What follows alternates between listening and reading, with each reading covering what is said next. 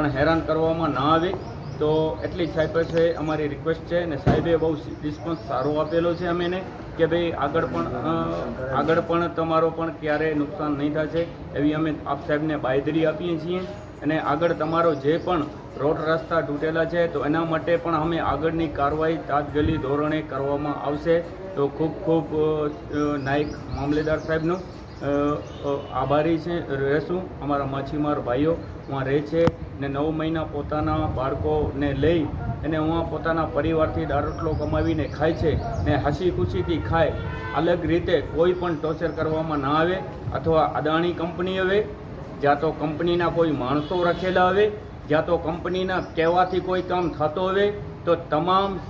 સરકાર શ્રી સાહેબની જવાબદારી મામલેદાર સાહેબને અમે આપીએ છીએ કે સાહેબ અમારા ગરીબ માણસો માટે ખોટો અત્યાચાર ના થાય એના બદલ આપ સાહેબનો અમે આભારી રહેશું અને હંમેશા આપ સાહેબની નિગરાનીમાં અમારો નજર માછીમારો ભાઈઓમાંથી છે ને એવી જ રહેશે એવું અમે આપ સાહેબનું હૃદયપૂર્વકથી દિલથી આભાર માનીએ છીએ.